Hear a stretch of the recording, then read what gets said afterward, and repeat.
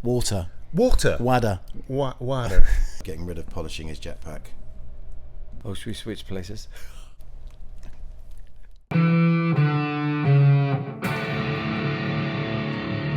So, welcome to Who Dinks Wins. Oh, Jackanory. We are the SPS, the Special Pickleball Service. We are going behind pickleball lines with a crack team of coaches.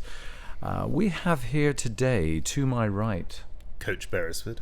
Opposite Coach Berisford, we have Coach Montgomery. Really? Yeah. Okay. Oh, I'm qualified. Some of us around That's this table haven't. True. I got a hat and everything. Look. You have my hat. There you go. I got my hat here. And I'm Coach Philip. So in this hour, we will babble about different aspects of pickleball, including top tips, nutrition, observations, and training. But also we might ramble about culture in Los Gatos, and perhaps the differences between English and California life. Anyway, it's all delivered with this wonderful British bent. So, gentlemen, what should we chat about? I tell you what we could talk about is Google Translate and how useful it is around here. I'm doing a bit of construction work on my house at the moment, doing a makeover of our smaller bathroom. We found a leak and then we sorted it out. We decided, well, actually just redo the whole bathroom. And then these chaps arrived, Carlos and his team. None of them speak English. So your expectation, even though you live in a foreign country where the native tongue is English, that you would expect everybody to speak English. Fluent in pictures, so I had to do a lot of drawing to sort of explain what it is that I wanted, and we got on really famously. Yeah. It's a film. Yeah, it was totally give us a clue. There was one incident where, I mean, everything went really, really smoothly. The professionalism of these guys, their work ethic. It's like, I suppose it's like working with Polish people back in England before we rather stupidly left the EU and then we lost all of our workforce.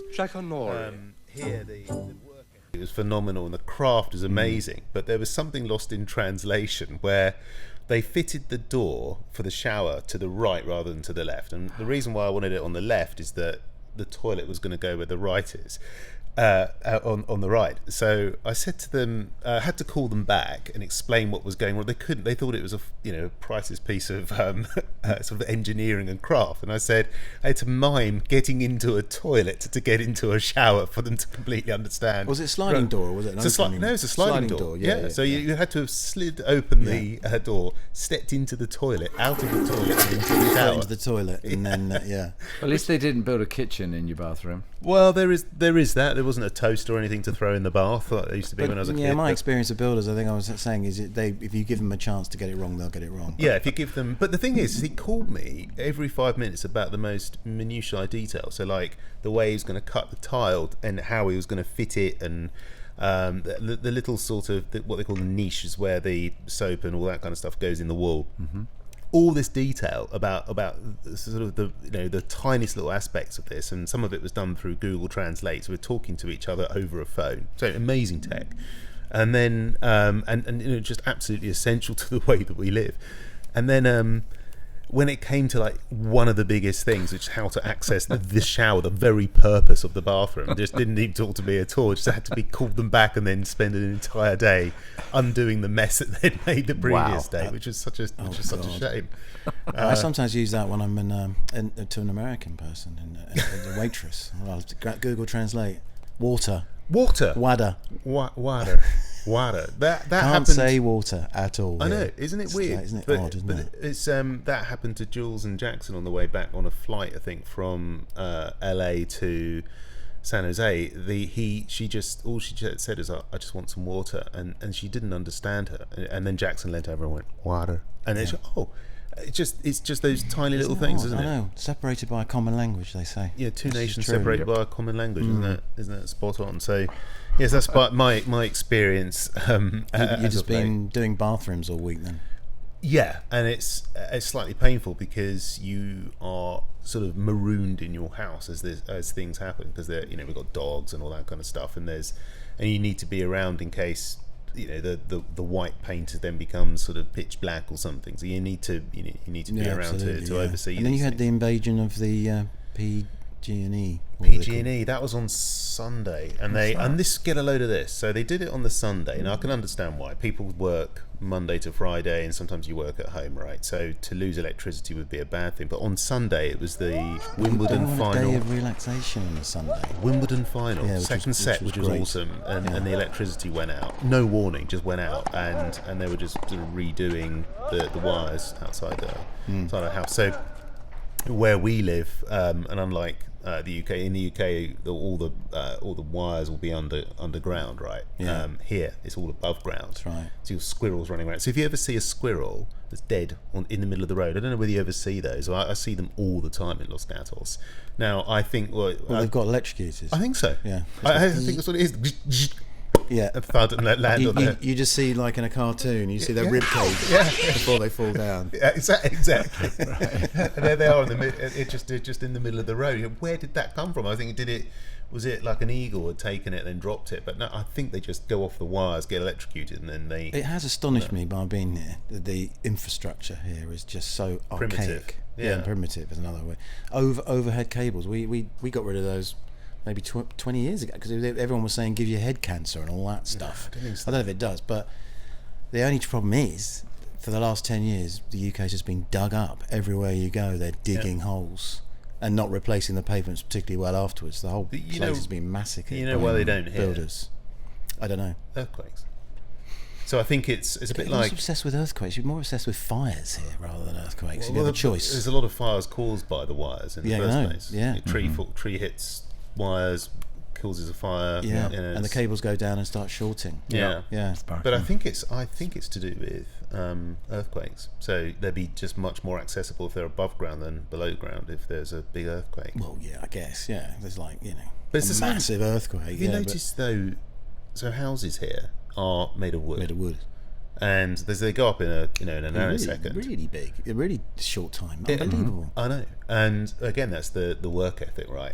And the Mexican guys, they're not all Mexican, obviously, but the Hispanic guys are so good at it now, aren't they? Yeah, amazing. I mean, if they left the country, no one would be able to build anything. Exactly. Yeah. No, we don't want to get political, Good save. but political. But who's going to build the houses? It's a good question. As I say, it's like the old Whole Foods place up the road. How quickly has that gone up? Mm-hmm. But it also looks real, right? It looks like it's concrete, or it looks like it's made out of bricks and mortar. That would take about 3 years in England. Easily. Yeah, absolutely rubbish. We are building stuff quickly. I know. Anyway, Google Translate. I don't know how we got there from what have you been up to? But I've been up to nothing. I've been in my house for about a week and a half while our bathroom finishes. But you've been playing pickleball, obviously. Yes. You play every day, don't you? Pretty much. Which is, yeah. Pretty much. You don't get injured very often. I don't get injured at all. That's because you've never played sport before about 2 years ago. You've been saving your body for this. No, it's not that. It is. I do suffer from knee joint. So weirdly, I can play pickleball for nearly 3 hours. I'll be tired afterwards, get cramps or whatever, but I can't drive for more than about 30 minutes before my knees are in such pain that my eyes are watering. Wow. And that's just purely because I'm the way I'm sitting in a that's the only time I get sciatica on the back of my leg is when I'm driving. Yeah. The rest of the time I'm all right. It's odd. So I'm fine when I'm playing. I'm just not fine when I'm recovering, whether it be that sleeping or driving or whatever. So you should put ice. I mean, Phil would know more about this. But put ice on your knees after a game with a knee bandage. Would be a good idea, wouldn't it? That would be good. Wouldn't be a bad idea. No, be a good thing.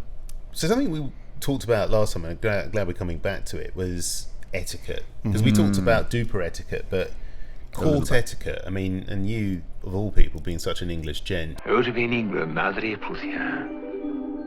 want to talk to the French. They haven't got a word for etiquette, have they, the French?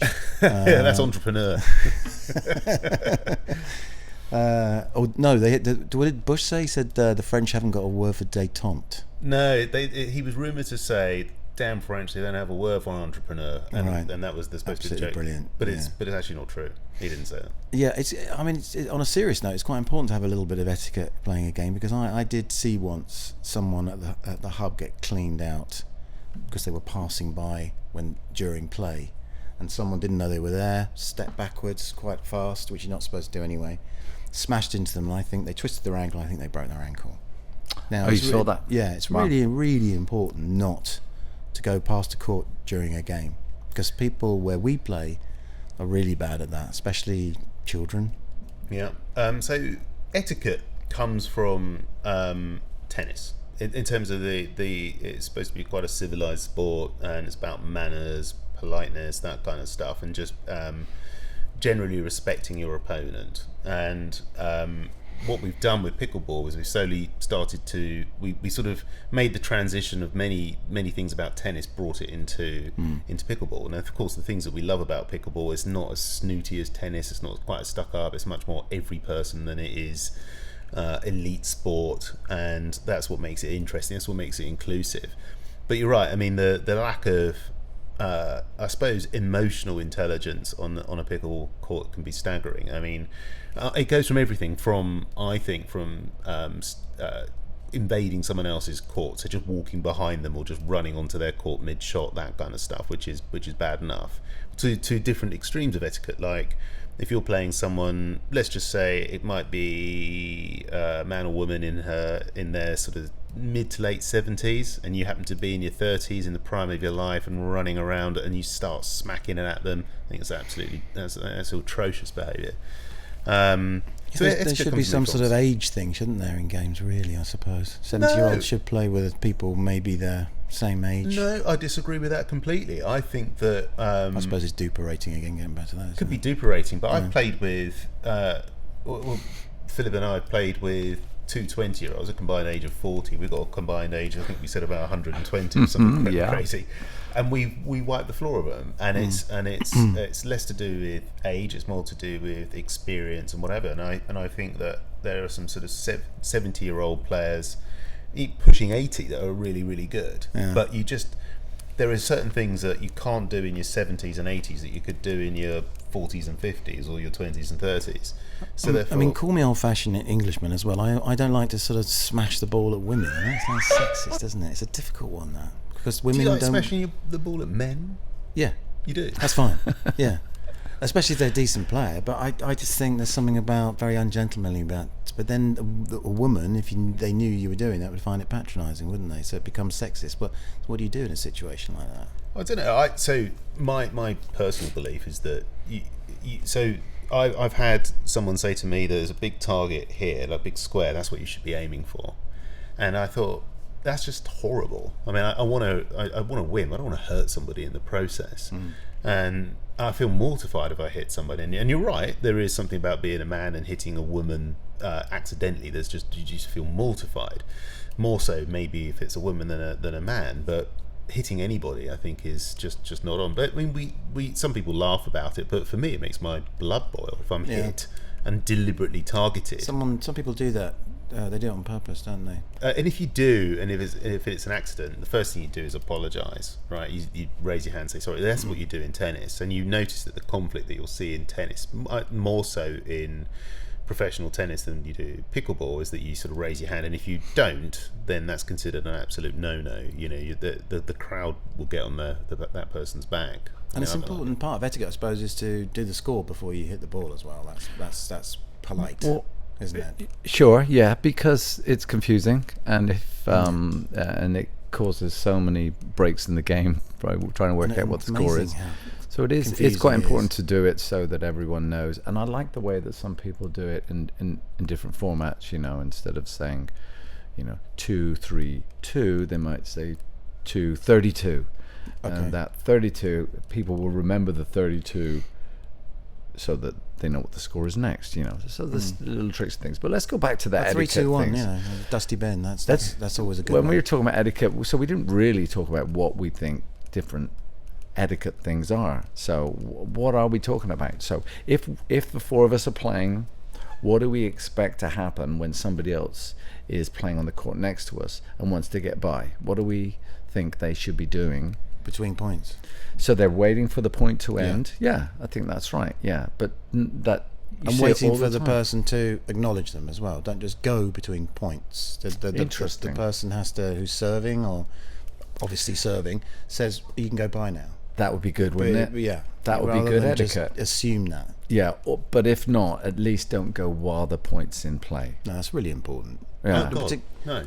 Only because we're dealing with such tiny spaces, aren't we? In tennis, You don't do it in tennis either, to be honest. But It happens a lot more in open play, right? So in open play, where everyone's standing around the courts and their paddles are up against the posts, they're coming and going, they're jumping from game to game. So there's a ton of action happening. So I think you can be more flexible when you're playing that, because everyone's moving all the time from game to game. But when most of us have booked a court for an hour to an hour and a half, then we expect the etiquette to be wait before you come onto or come past our court to get to your court until a point is ended. I know when I first played, I used to kick the ball, do keepy uppies the whole time, and it used to really piss off a certain marshal. He told me off about that, and I don't do it any longer. And that's also etiquette, really. It is. You never kick a tennis ball around. No, I think So- who was it who gets cross with you when you actually kick the ball? That wasn't Marshall. I think it was, yeah. He doesn't I don't cross have like an you. issue with that. I don't particularly have an issue. I don't see that as a. I was as- doing it too as an much, though, etiquette thing. Yeah, but that would be bad form in tennis. I think kicking the ball to somebody else, maybe. But my thing about the ball on the ground is that you should never hit or kick or move a ball back to somebody else. You should always pick it up and toss it to them or hit it to them, that's and it should interesting. bounce to them. You shouldn't be hitting across the ground to somebody. Is my So when the ball Etiquette. comes from another court onto your court, you shouldn't just whack it back like Correct. that. I believe you should always pick it Well, up. That's and a good bit of and, etiquette. But sometimes you're like, sometimes you're during a point, but you you're shouldn't be. The supposed to game's stop, right? Yeah, it should be yeah. ball on. You should stop. And my preference, and I coach this, is that you always pick it up and you toss it back, because that's how you would like it. You don't want to have to be the one bending Yeah. down to pick But it. if it happens about 20 times in about 5 minutes, then you start whacking it back. We played. We were There playing. are some people who do that all of.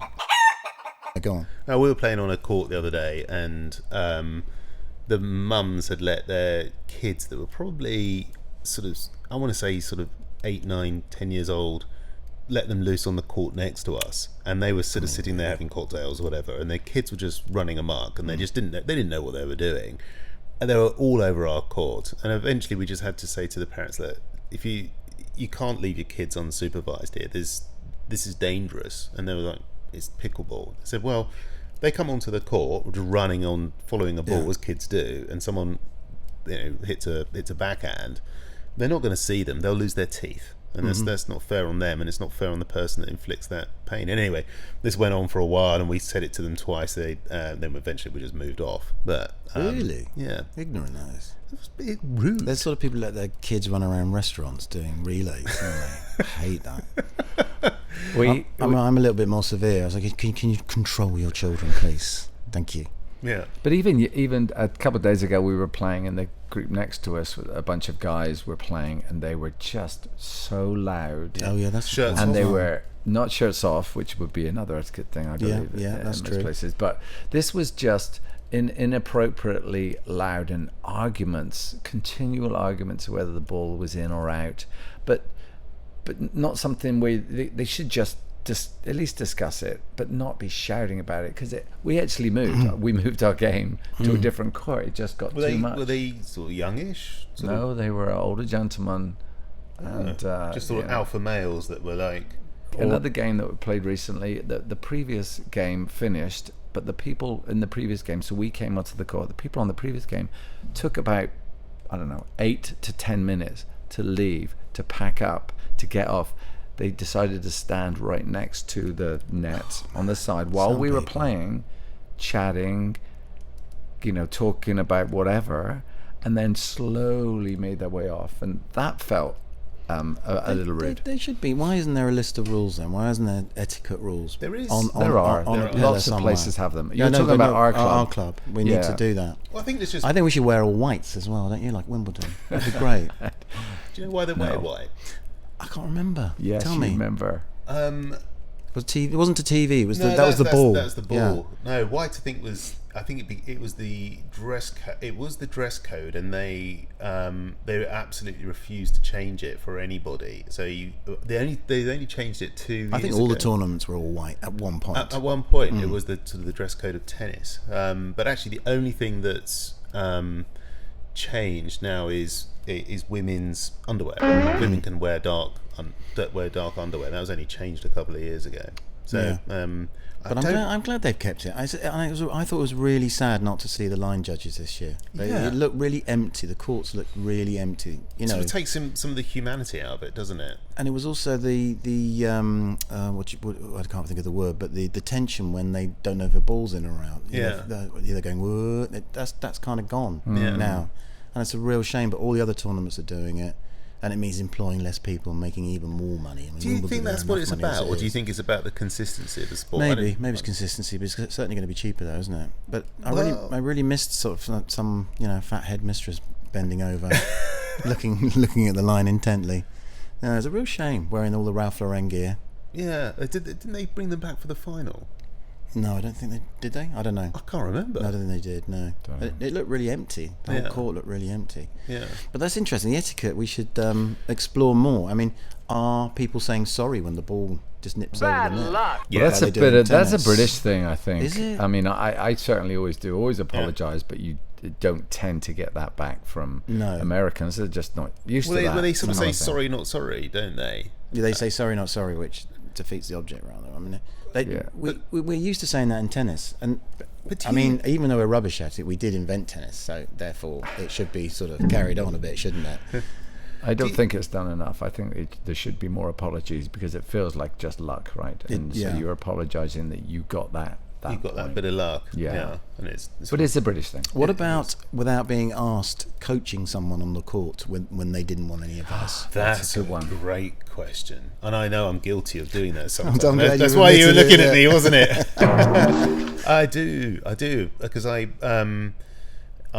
when I can see that the same thing's happening over and over again, and actually this is probably why my wife. It's so difficult broaching it. Yeah, you do with Jules a lot. And she doesn't listen, and then I get even more upset that she didn't listen. And then anyway. But that's previous baggage right there. I think it must be. And then, but you're absolutely right. Coaching people that haven't asked for it shouldn't be doing it. You just shouldn't be doing it, right? You should be asked. You should just ask. Is it? I have some ideas that might help you if you're interested. If someone knows they know you're a coach, obviously, because you walk around with a big coach badge on the back of your jacket the whole time, and say, "Look at me." And the tattoo, the coach tattoo. Oh right, okay. They may say, "Listen, coach, can you help me with this?" That'd be fine. But if they don't, it's very difficult to advise people. Shouldn't be doing it. No. It's even though it's obvious what they're doing wrong, it's so difficult. Isn't it? One of the things we were going to talk about were the targeting people. Well, deliberately hitting them. Yes. Yeah, I as I said, I think the that there is Nelson. The nasty Nelson, for example, is a serve where if you're serving to the person who's deep on the court, obviously they're behind the serving line, and then you've got the other opponent is brought forward. They're on the kitchen line looking for a volley. If a nasty Nelson is to target that person, so you hit it hard at them, and then because the ball hasn't gone out, it hits them before it drops onto the floor. You and it's get their the point. Yeah, your point. Your point. Point. Yeah. Yes. So not the victim. So I've seen that happen where someone has tried to get out of the way of one of those, and they've broken their ankle in the process. So it's not a. I've done that. It feels like the Matrix. I like that in slow motion as it goes past. I accidentally did it to Martin. I just was trying to bend the ball right, sort of round past him, not round him, but just to the side of him to get it to the receiver's left, backhand. But I mishit it completely. But he did a fantastic matrix swerve, which looked tremendous, as it went by him. But it reminded me, of us having this conversation, because I would not normally target somebody like that, but I think I've seen it happening. Not with the nasty Nelson on the serve so much, but just in the game, like we were talking about. You could be aiming for their feet and hit it slightly. Exactly. That's okay. That would be an excuse, wouldn't it? Yeah. I don't agree with it. I think hitting people on purpose is bad, and actually what you'll find is but you'll get that in tournaments for sure. You do get it in tournaments, but it's going to wind me up big time if you hit me and it's a complete mistake, the first thing you learn a lot about someone's character if how quickly they say sorry or not, or they just laugh and turn their back. Something inside happens. I just start to get that sort of at that point you're jumping over the net. You're running towards the I didn't know I could leap the net. That's just bad form, isn't it? Well, what I think hitting someone in the first place is just bad. I mean, we discussed this earlier about whether, if you hit a woman, do you feel worse than if you hit a man? Well, I think you shouldn't be hitting anybody personally, but what about this is going from etiquette slightly straying into cheating, not calling. Not calling when it's on the line, when you kind of but know. That is, I mean, it's all part of etiquette, isn't it? It's just being as honest as you can. I think that when it's contentious, it's close, really close, and actually it was a really good shot. It's a shame to rule someone's shot out, right? For sure. I think what you do is say, can we replay that? That's the only way to resolve it, I think. And there's all these kind of stupid angle rules, aren't there? Which you might know more about. I think they're great. They're saying, well, I was here and I can see it better than you, and I was literally standing over it at the time. It's like, but I agree with the person on the far side on the angle. Because if a ball can be right over the line, if you're looking from above, you can't tell. This is what you're talking about. So if that's the line, that's obviously on, but if it hits here, the ball is still sort of over the line, but it's out. But there's still the chalk dust rule in this sport as there is in tennis, isn't there? Well, if it hits the line, there's literally no chalk dust. I know, but if any part of the ball hits the line, and there's an easy way to find out, or to think about it, is that if the ball spins off funny, then it's hit the line, because the texture of the paint, it makes it bounce. Funny. Yeah. So there is a very easy way to. You can't apply that to every single court, though. It just happens to be the one we're on, isn't it? It can do. No, it's most pickleball courts would be exactly the same. So the polite thing to do is just to replay it. I think I'm of the mindset that if the chances are that it might have been in to play it, to not call it, I think unless you're more than 75% sure that it was out, you just don't. Well, that's part of being etiquette again, isn't it? I thought it was out, you thought it was in, let's play it again. That's quite simple, really, isn't it? Yeah, absolutely. But some people they start moving for the next serve. They just call it out. It's out and move along. The one I get the most is it's short. So I know I can see, and also I'm wearing lenses, so my sunglasses have lenses in them. Oh, that's a good point. And someone was like, the receiver of the serve says that was on the line, or that was short. Well, actually, I know that it was about 3 inches over. I mean, I actually know, I can see it. And also, there's definitely 3 inches, because stop it. Yeah, go on. So you as the server can see that it was over, but then when they call it out or short, it's sort of nothing more frustrating, especially when it was a really, really good devilish serve, and then they didn't have a chance. And the other thing is, age comes into it. The older you get, the more your eyes deteriorate. If you haven't got lenses in, you're going to see things how you want to see it rather than how it necessarily is. And there's this expression, "I saw green," drives me mad. Yeah, I don't understand that. It's basically so basically what that means is, so if a court is blue and the outside of the court is green, they say instinctively, "I saw green." In other words, they saw the ball as being out because they saw green between the ball and the white markings or the blue of the court. I saw green, and it's sort of, because I'm telling you I saw it, I must be right. Whereas actually you're probably wrong. If it was that close and everybody's debating it, then play it again. Yeah, I'm sure you saw green. Most of the court around the outside is green. Yeah. It drives me mad, and it sort of becomes sportsmanship and gamesmanship, and I feel sometimes we get cheated on those sorts of points. It seems very unfair, and therefore you want to raise your game even more to beat them. Yeah, true, but it is always going to be contentious, that, unfortunately, and it's a rec game, so hopefully it'll swing both ways throughout the game, unless somebody is particularly cheaty. Then that would be very disappointing. And do you get umpires in all the tournaments? You do, don't you? You got someone sitting there in the tournaments. Yeah. Well, that's pretty good. That must be great. In good sort of big tournaments, expensive where ones. Bit of prize money to be won. They cost quite a bit, don't they?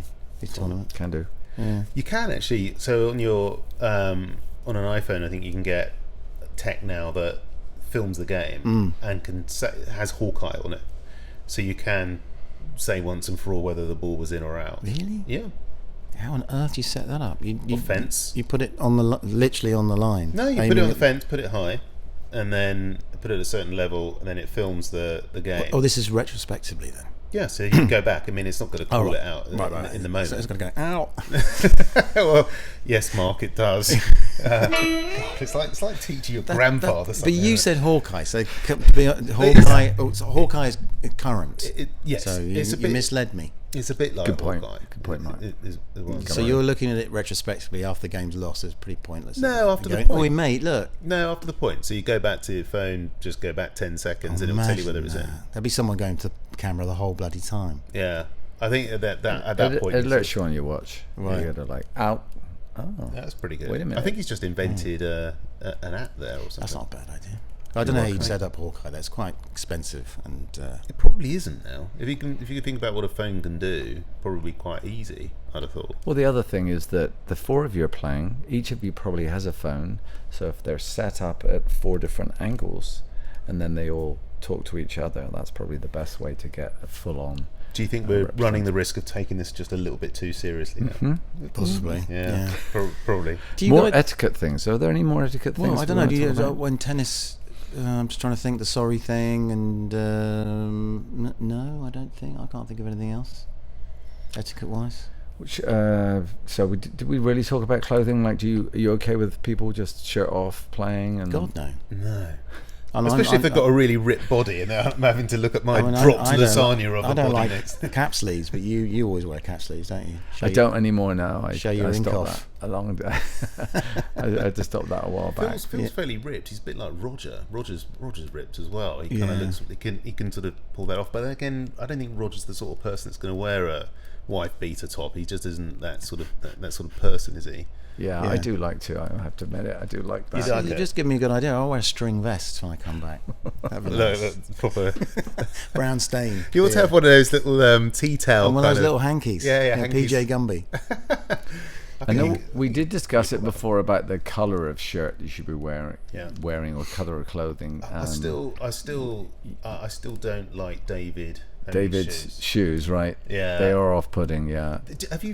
Have you found that they are? I do genuinely think yes, they are. Yes. So he's got bright yellow food. Yeah, but they're not loud, are they? That's no, the shoe they are. I think the same colour as the ball. Yeah. No, so there is a governing body in pickleball that says it's okay, and one that says it isn't, and then one that says it's down to the rules of a tournament. But if you're a pickleball manufacturer, I think he's a Skechers. I'm not entirely sure, but he's got bright yellow, and I've found it a few times that I've confused the two shapes, including with the ball. Well, I played against him and a lady who was wearing a green fluorescent skirt. Mm-hmm. So on both players, no, you do lose the ball. Yeah. No, I've seen people wear those fluorescent green tops, and you do lose the ball. You can't. Yeah. Yeah. I think what we should do, right, is get white, all whites, white socks, and get pickleballs printed on them, and and then really, really confuse people. That's a really good idea. Get some t-shirts with just pickleballs plastered all over them. That'd be really, really good. So target my body. Now try. Yeah. That's a good idea. That'd be good. Definitely. We'll get one of those hats like Australians have, but with pickleballs hanging off and not corks. It's not a bad idea either. Yeah. So what was I going to say? I can't remember now. But attire. We were talking about attire and shoes. We're talking shoes. We're talking also because of the really, really crazy heat at the moment, and things like sunstroke, skin cancer, obviously in this part of the world. I've had to invest in this, so I look a bit like Dickie Bird. The no one's going to know that reference at all. Everybody in England's going to know Dickie Bird, but nobody in Los Gatos is going to know Dickie. So Dickie Bird, cricket umpire's hat. Cricket umpire's hat, and so fielders. So they're the ones that are out in the field with the batters in the middle of the field. So they wear these hats to keep the sun off, and so wide brimmed. Breathable. Well, I look like an absolute buffoon when I wear this. Doesn't matter what you look like. I mean, does it get in the way of seeing the ball? I mean, doesn't get in the way of seeing the ball, but I can't walk past a reflective surface and take myself seriously if I find myself looking at it. Wearing headphones. quite I think hilarious. it's just because you haven't got used to it. I think once we've seen you in it for a while, I think they're pretty practical. The classically Japanese things with the veil that comes down the back. That's probably quite a good idea, isn't it? It's very, very good. Yeah. Lots of people wear that kind of stuff, Yeah. and I see some people almost in completely covered, even in this weather, just completely covered, even with sort of gloves to protect themselves from the sun. I know. Well, yeah, it's going a bit far, isn't it? I used to be wearing that hat that's over there in front of you, Montgomery. I used to be wearing that. But I found it doesn't give me enough in the summertime. You know, my ears are getting a little too much exposure. So now I wear a brimmed hat like you do all the time, pretty much when I play. You look all right in it. You look a bit like Liam Gallagher or something. I look like gonna roll with it. You know where this one is quite good. This is like sun reflective, sun factor 50 or something. But it's black.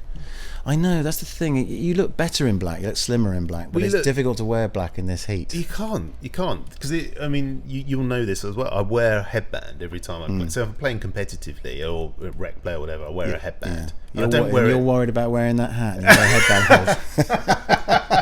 No, it's so I always say to someone, who I'm playing with, do you want a martini? Because I sort of drain the sweat from my headband into a glass for them. It's like off they go. But it is I wear it purely because otherwise the sunscreen, everything's going to be in my eyes, and that's where I wear a headband. I wear a bandana to protect the neck. That's good. And that is quite good. Between games you can fill it up with ice and put it around your neck. That really helps. But it does protect a lot of your neck, because that gets at them a lot, doesn't it? The back of the neck here. Yeah. And it could also be us, but there's expressions there, mad dogs and Englishmen go out in the midday sun, so we tend to, very nice. Case in point. You tend to see a lot of the Brits in the club. Well, that's because we're so used to not having any sun. As soon as the sun comes out, we're like this. Yeah, straight out there. For 12 hours. Yeah. So I find that my American friends are in the shade, in the shady areas, whatever, drinking, whatever, and I'm still sort of, I'm waiting for them to come out. Come on, get on with it. I'm getting the sun. So no wonder I've got sunstroke nearly all the time. And that's why our desert foxes beat the Africa Corps and the Nazis. Is that right? Yeah. Well, because we could tolerate heat. Yeah, we could tolerate the heat. I don't think we can. No, I don't think we can either. No, the heat comes out in England and everyone's like hating it. That's what they talk about as well. It's been horrendous back home. Well, it's been over 100 degrees in London. My daughter said she was just like cooking in every single on the tube. The country's not built for it, is it? You don't find air conditioning. It's not built for places. anything, mate. It's not built for it's the wet, the cold, anything. Can you finally accept after these years you're probably a little bit happier here than you might be in London? What? Well, it depends. It depends what I'm doing. I don't know. Yeah, I guess so. Because it's weird, isn't it? It does. You do start to become. It's more of it. Being here is more of like living in the country in England, I'd say. A bit more slower pace. People are nicer. Yeah, Los Gatos. Well, people say so. For our American friends, we say hello to random people on one day of the year, and that's Christmas Day. We'll say, Happy Christmas. And here, you can walk past someone just randomly in the street and say hello to someone that you've never met before, and they'll hello, hi, how you doing? That is nice, but sometimes they overshare. They'll suddenly be talking about an operation they've had recently. It's like, I've never met you before in my life. What you think they're like a mentalist? Well, I think it's also the age that you are, Mark. You sort of you just attract these kind of older people with their sort of Zimmer frames or younger people calling me sir. Oh yes. I was called sir once on a tube, and I wanted to kill myself. Oh really? But that was a couple of years ago. But I haven't been called sir recently. Has anyone given their seat up for you on the tube? Never for me. Not me yet. No, well, it's coming though, isn't it? Yeah, that's. Well, I hope it does. I hope we don't lose that about Britain. I think we are. I think we're losing all our culture completely. Sadly. Really? Well, just manners. Going back to the way things are going. I like that sir thing though. That when I first moved here, I was coaching soccer, and one of the moms would tell the kids to call me Mr. Phil, and I was like, that sounds weird. But now, my 3 kids, they all do that. And I'm super respectful. The kids do seem quite polite. I think they do seem quite polite. Yeah. But then they can be the other way as well, don't they? They get on those electric bikes You know, they're Yeah, but suddenly not very. But imagine the polite. three of us back in the day, if you were given the opportunity to have an electric bike, we would all have had them. We'd all race around having the best time, right? We'd have. I had a fizzy instead. I had a fizzy too. Yeah, it's great, weren't they? Yeah. Absolutely brilliant. A 50. Get up to right? about 60 miles an hour. that So thing. great, yeah. So I think we'd still be doing that, although there isn't an element. But there is a manners culture here that seems to be around. So Halloween, for example, you'll find kids go up, grab a handful of candy, come back down, and then they've been sent back up to say thank you at your house. And there's stuff like that. You just go, man, I don't really want. And I know that if you put your bowl of sweets, candies, whatever, outside your house in London, one hooligan's going to come with a bowl, empty it into a pillowcase, and probably light carrying a machete. carrying a machete or a bag of dog poo to light, and then ring your doorbell and run away. See stamp on it. But is it just this? Is it just California, wealthy California, or is this the US? Is this typical of the US? I think it's the US actually, to be honest, because I've got my godson lives in New York, and really polite boy. And what was that program, Stephen Graham, that amazing thing was all in one take where the kid murdered a girl. It was a big thing on Netflix. And the British one, Adolescents. they just won a and award, right? they were just astonished how much kids swore at school on this, which is like commonplace in England now. Yeah. They've lost discipline completely. Yeah. And you wouldn't get that here. You wouldn't be allowed to have kids swearing in class or outside class. Well, a lot of schools. Yeah, maybe. I mean, you've heard of Minnesota Nice, right? So there's that sort of Midwest kind of genuinely lovely, nice, warm people. So I don't think it's restricted to Los Gatos, California. No. I think you're right. I mean, my godson who observed this lives in New York, so he lives in Brooklyn. So he said he was astonished and appalled at how much swearing was going on. Yeah. In this class. So that definitely seems to be the crux of this episode. Then etiquette, and so maybe etiquette isn't just on the pickleball court. It's really, really what society or what the culture is in the area. Maybe you're getting deep now. Yeah. Well, cultural anthropologist. I think generally people are nice here, but then again, I suppose if we lived in the country, people would be nice. If we lived in a village, everyone would say hello to each other, wouldn't they? They did. Yeah. I grew up in a little village. I can see the view tomorrow. I went from there to Sunderland, the town of Sunderland, the biggest town in the UK, and very different. Tell you what. Yeah, I saw a picture recently. I think I told you they're so poor there. There was a picture of a guy carrying his kid home in a wheelbarrow because couldn't afford a pram from the pub. Maybe he's just drunk and just found the nearest thing he could find. Do you find Phil, that people look at you differently because you are in a subservient role so you're in a coaching role? Are they going to talk to you differently than they would if you were a friend? Or it's a good point. Sometimes I do, sometimes I don't. I do think about that actually, and part of it is because the people that are at our facility a lot of them tend to be quite wealthy and successful people, so I wonder what they look down at, whether they do look down. That's why at. you drive there in your Hummer. Listen, mate, I've got a Hummer outside, so well, reel it in. Exactly, yeah. I don't know. What are your thoughts on that? So I found it must be in the hundreds now that I've coached. Not one person has ever looked down on me or given me any cheek or has been rude. But I've had incidents where members of the public have come onto the court demanding, "Hey, look, this is my court now," or just talk to me in a very, very rude way. Or one or two people have taken my name, or I want your name because you've not given into my will over something. Well, I've got 2 courts, I've got 8 people, you're 2 people. Oh, they're booked. They're booked, yeah. And you've been able to double book because there's a glitch in the system, and I'm incredibly sorry about that. Let me know what I can do to help. Well, I want you off, and I want you like. Then they got confrontational or something, and just had that sort of chippiness that I'm in a role where I cannot step out of that role and become a human and just sort of, sort of punch them on the nose or something. Yeah. But it's you can't offer up a defense, and that that has happened a couple of times, and it has always been never ever with somebody I've been coaching. Never. It's always been. Yeah. Well, I don't know. I mean, people, do they look at me and just go, you're in that subservient role, I expect this? But I've always found, so there's the way I coach, there's balls everywhere because I'm not very coordinated maybe, but everybody mucks in to help pick them up and put them back into the into the box.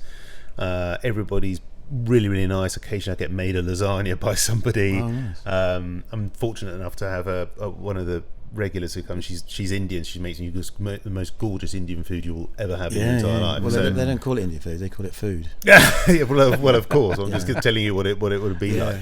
But that's the thing. I did speak to an Indian. They did the same thing when I was at the hub, and they would bring.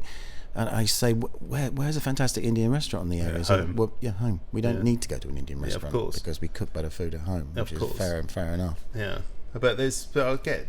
So some of the best times that I get out in the week are just with the people that I'm coaching, but some of the worst times when you're dealing with the public, when they see you in a role that they think, oh, he's, really. I'm surprised. That's less in the US than it is in the UK, though, right? I don't know. I mean, if people want to learn, they want to get better, they're going to listen to you, aren't they? Yeah, and that's the good thing about charging for what you do, and. In America, they demand a certain degree of service for anything that you do. So whether it's you're waiting for a meal, so that your server, that's what they call, your server is going to treat you well, and you expect a good level of service because you're ultimately going to tip. And so that's why the levels of service here is phenomenally high on absolutely everything. Would you say that? I think we've caught up back in England. I really do. Oh, no, I'm not saying it's only because the introduction of the service charge here has made service worse. Well, in America, well, it becomes second nature. It's like a bizarre thing that you do. But they don't have to earn their tip because they get it in a service charge. Or worse, there's pre-tipping. So if you go for a haircut, you have the opportunity to tip before you've had your haircut. Really? Yeah, which is the oddest thing. Yeah. So it's like in Sunderland, you have to give the money up front. Don't you to order anything? Do you? Yeah.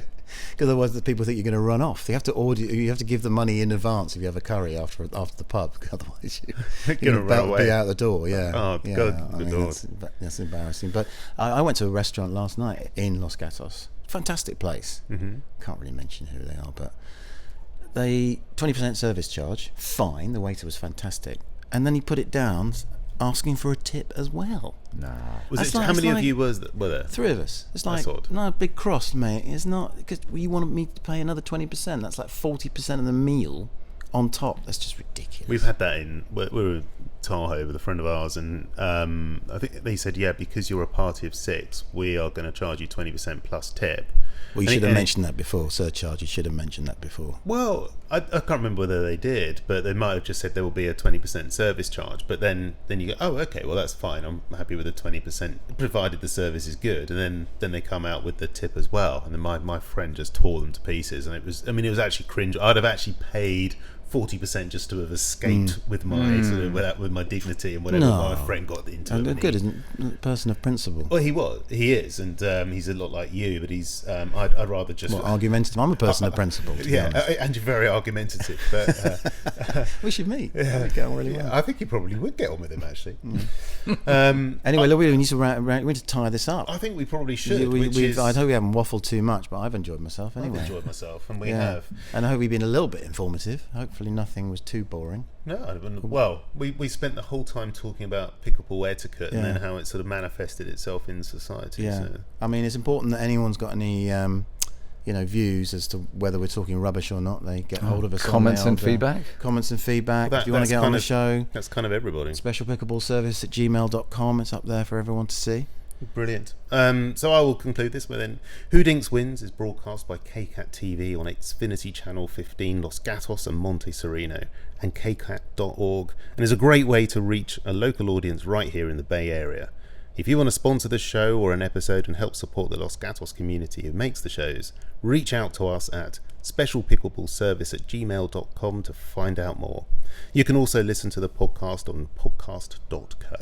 Or wherever you get your podcast, just search Who Dinks Wins. Who Dinks Wins. Awesome. Good job, guys. All right, we'll see you next time. And it's goodbye from me. Tally ho. And it's goodbye from him.